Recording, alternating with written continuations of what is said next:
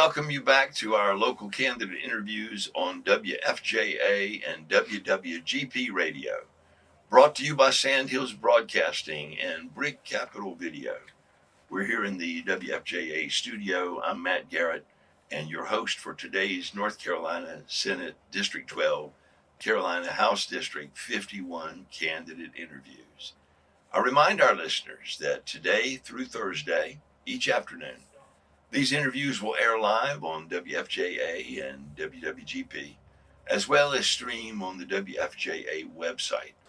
Videos of the candidate interviews will post each evening on the WFJA website. We now begin our final interview in this segment with a candidate for the North Carolina House of Representatives, District 51, and we're fortunate to be able to talk with Malcolm Hall. Malcolm, welcome to WFJA and to this interview. Well, thank you. Nice to be here. Okay, great. You ready to just jump in here and talk a little while? Let's do it. Okay, let's do it then. You know, there's going to be some folks like me that I haven't had the pleasure of getting to know you before, and there's probably a lot of our listeners and viewers later on the internet who don't know much about you. So if you could just take a few minutes and talk about who you are, your background, and then any reasons why you are seeking this election to the North Carolina House. Well, I won't bore you with my long resume, but I will say I'm from Pennsylvania, born and raised in Pennsylvania. I was vice president, chief steward of our local union, so I've dealt with legislators as far as contract negotiations, things of that nature. I've dealt with the youth by sports officiating, done college baseball, football, as well as minor league baseball.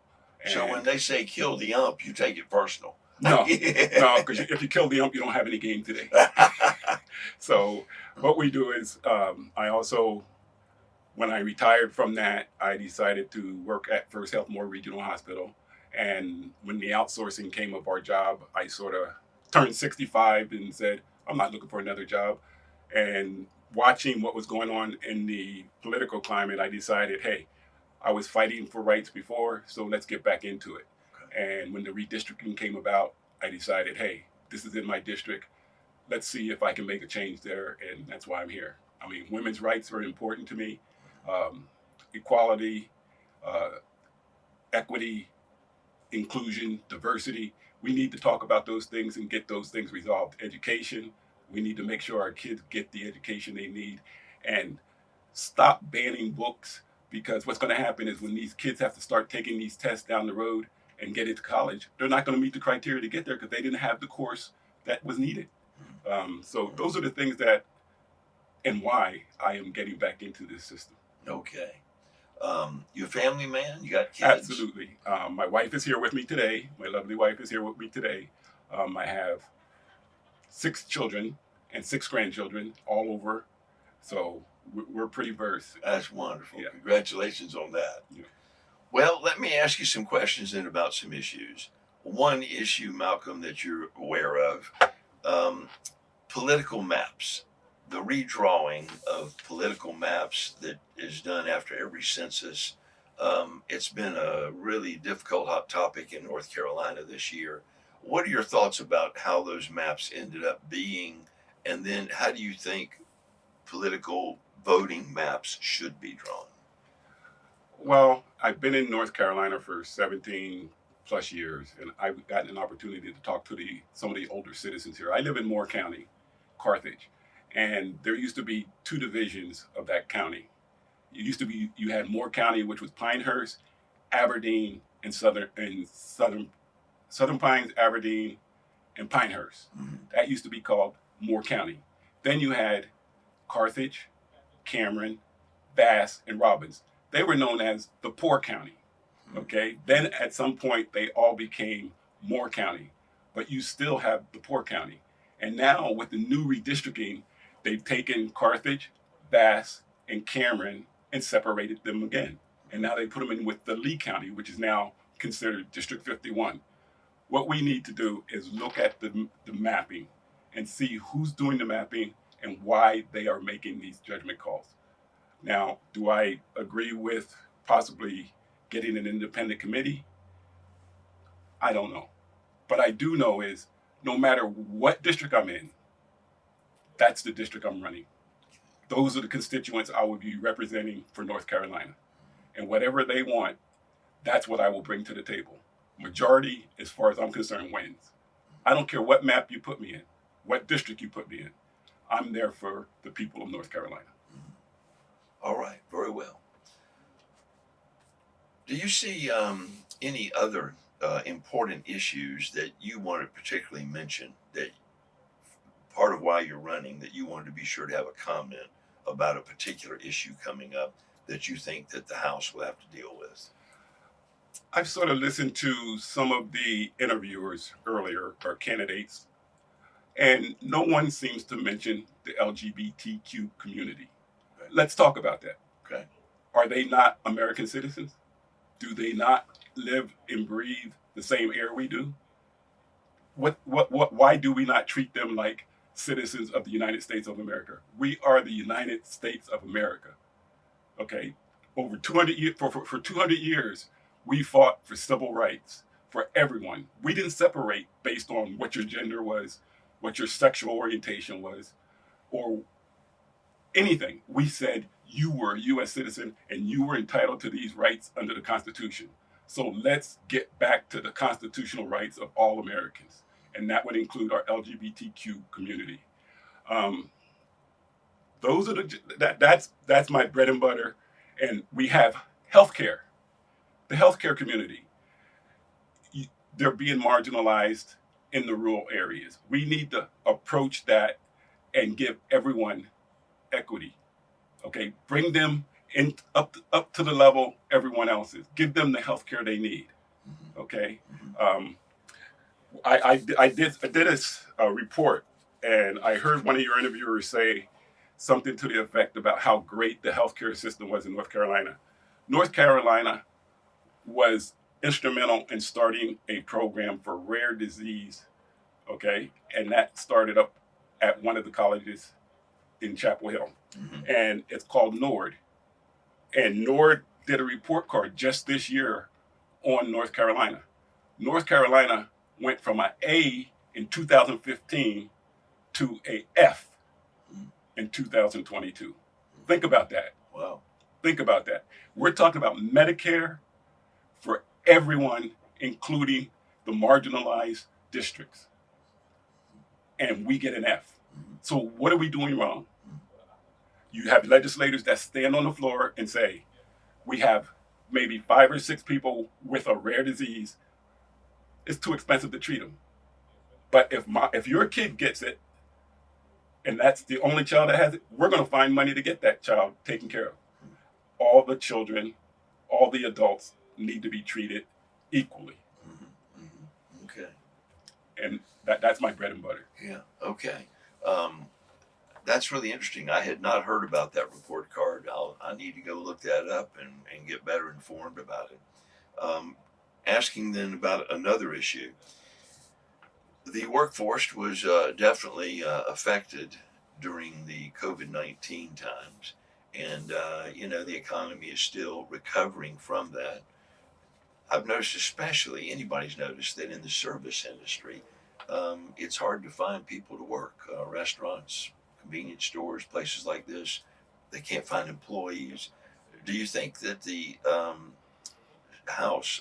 the state house, needs to be involved in helping, get people back to work at this point? What are your thoughts on the response to COVID-19? Well, in response to COVID-19, I don't believe the pandemic is over.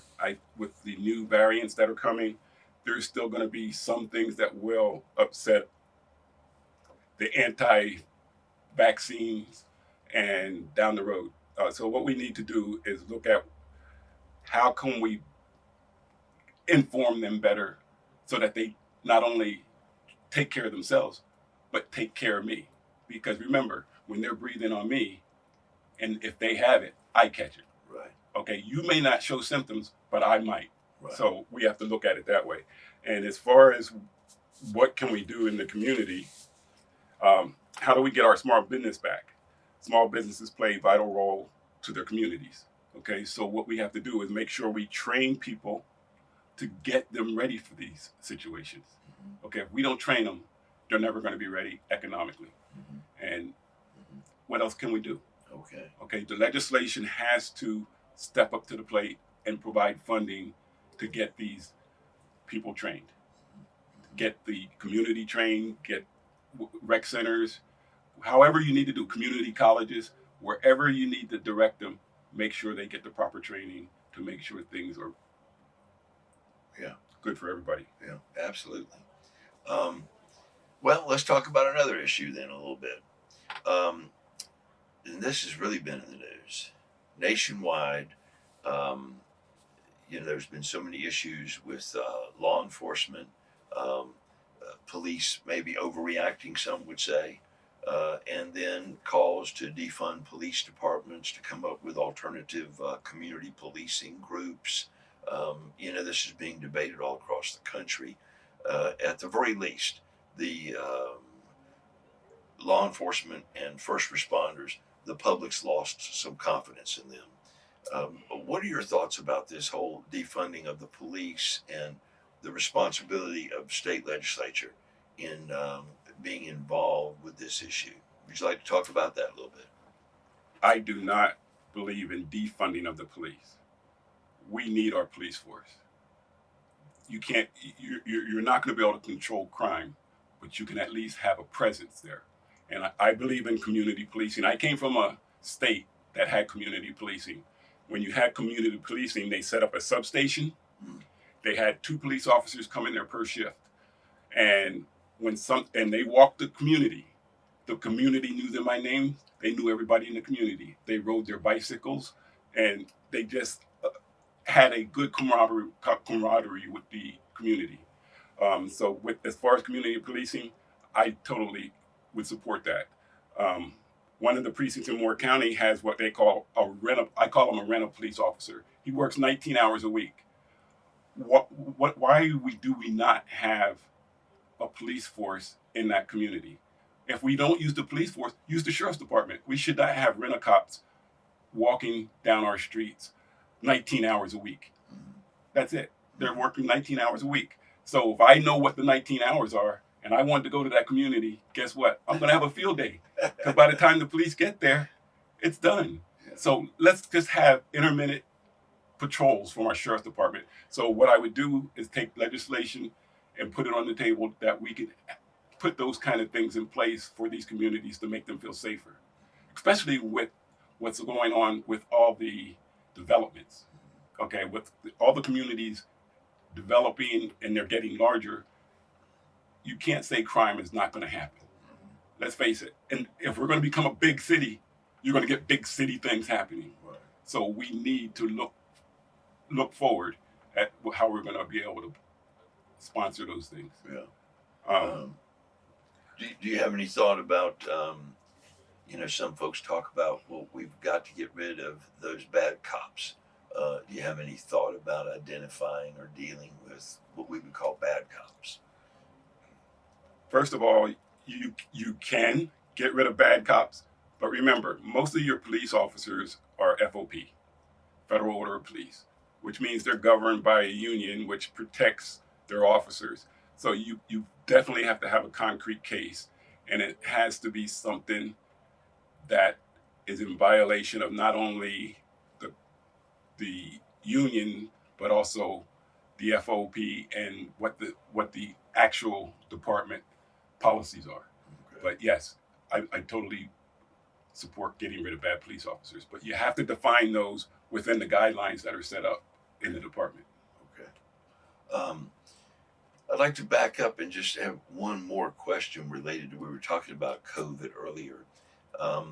Some people were critical on both sides of how our state reacted to COVID.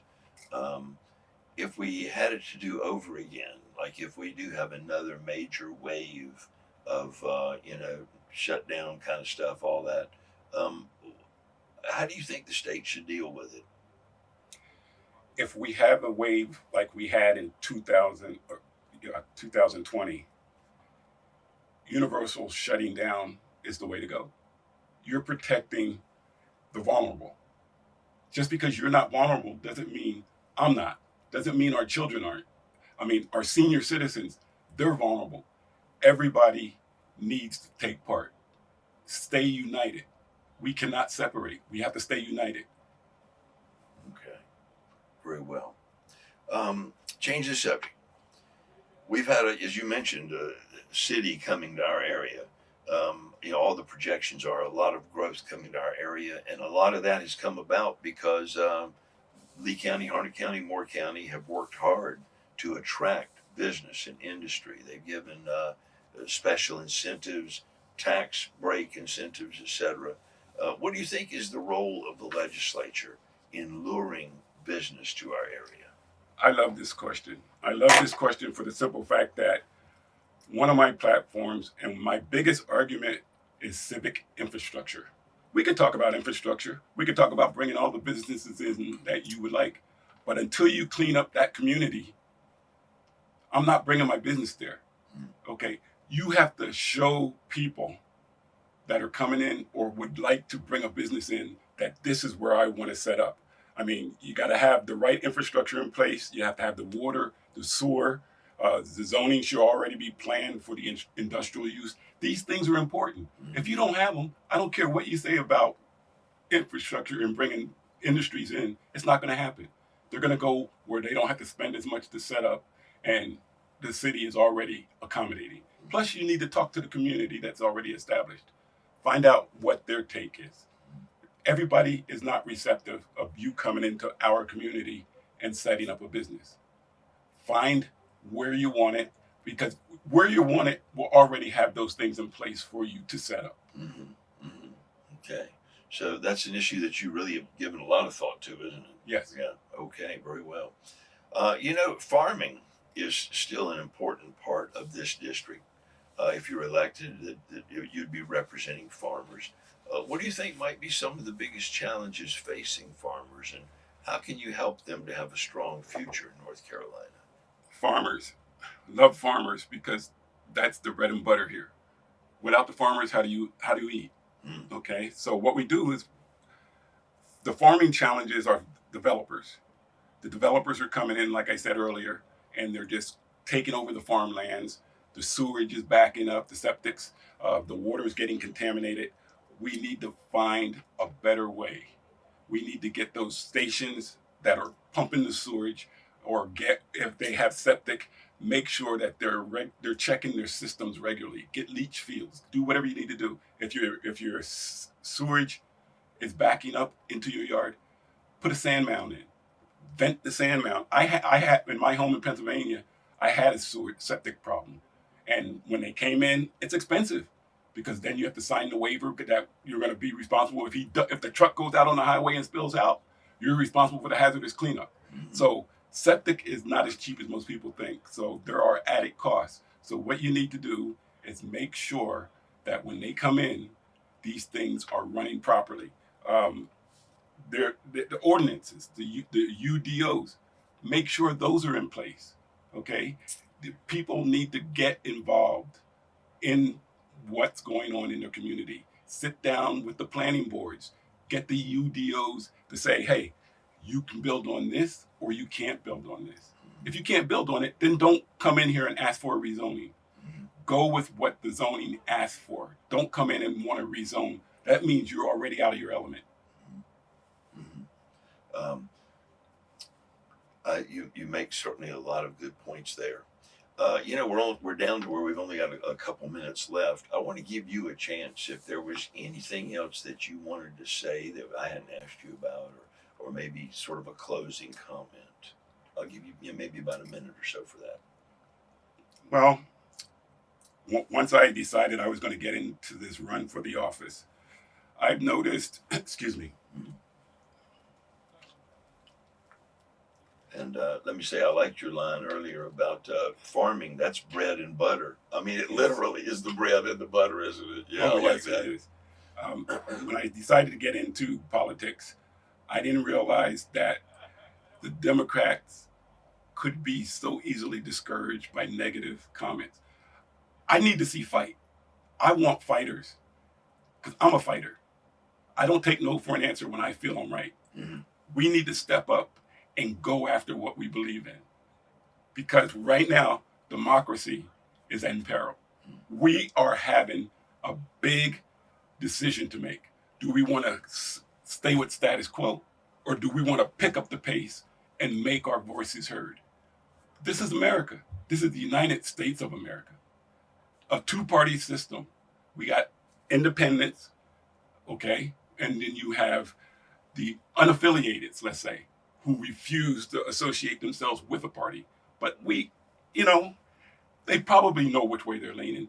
They just want to decide what to do in the general election. So they stay out of the primaries. We need to step up. Be us. Let our voices be heard. All right. Malcolm, it has been a pleasure getting to know you and talk with you and hear your thoughts on these issues. And let me just say, we thank you for your time today, helping us, coming in, meeting with the public like this. And on behalf of the station, we wish you the best in this upcoming election. And I just want to join Sand Hills Broadcasting and Brick Capital Video in thanking Malcolm Hall for talking with us today. We're going to be taking a short break now, and when we return, John Ramsberger will be your host for candidate interviews for the Sanford City Council.